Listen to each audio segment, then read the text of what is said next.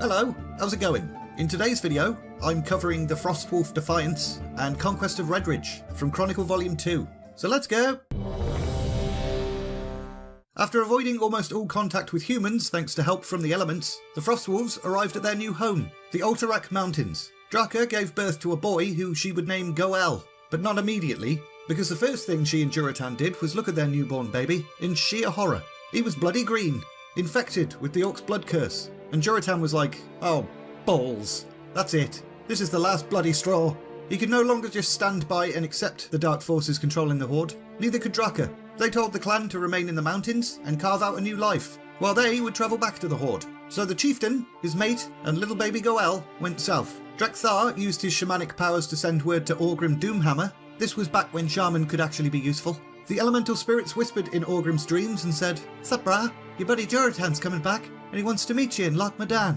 Orgrim kept this information to himself. He wasn't going to tell Blackhand. He too had grown wary of the Horde's fell magic, and that knob Gul'dan. He wasn't a big fan of the Frostwolves getting banished either.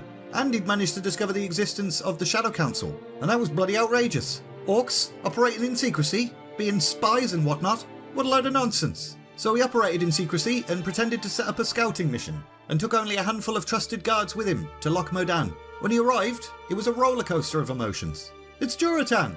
Way! But he doesn't look happy. Meh. And what's this? He has a son. Way!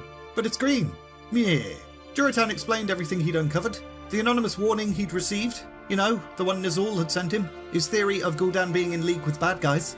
That's pretty much everything he'd uncovered. Orgrim was a little bit startled, but not a lot. He'd discovered something too. Fell energies were creeping out of the dark portal into the black morass. Long story short, this world's going to end up as dead as Draenor.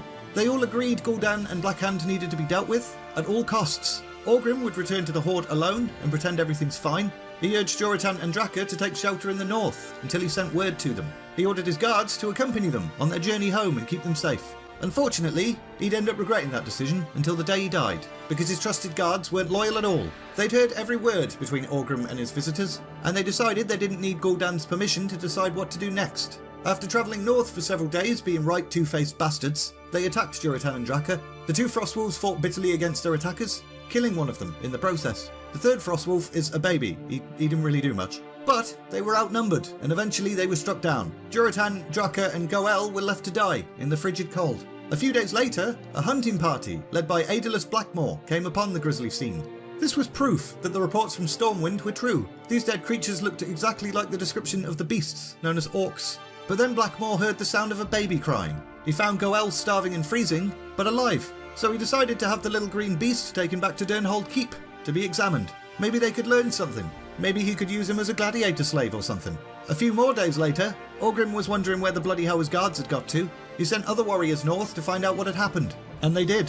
Orgrim's friends and one of his previously trusted guards were dead. The scouts took it upon themselves to find the other assassins. They tracked down the Shadow Council's servants and managed to kill them after a bit of a fight. Which is great, because if they'd managed to report back to Gul'dan, he would have had Orgrim's throat slit in the night. That rhymed. Orgrim was now determined to avenge his friends, but he needed to wait for the right opportunity. Meanwhile, around 3 years since the opening of the Dark Portal, many of Stormwind's farms, villages, towns, and so on had been raided, and their economy was in ruins. Worse than that, sources of food had either been destroyed or taken by the Horde. Their supplies would run dry within a few months. Warchief Blackhand was fully aware of this, and decided it was time to take the war to the next phase. Bring the Horde north and conquer a region called the Redridge Mountains. And after that, a full-blown invasion on Stormwind City itself. The foothills of Redridge fell to the Horde pretty much immediately.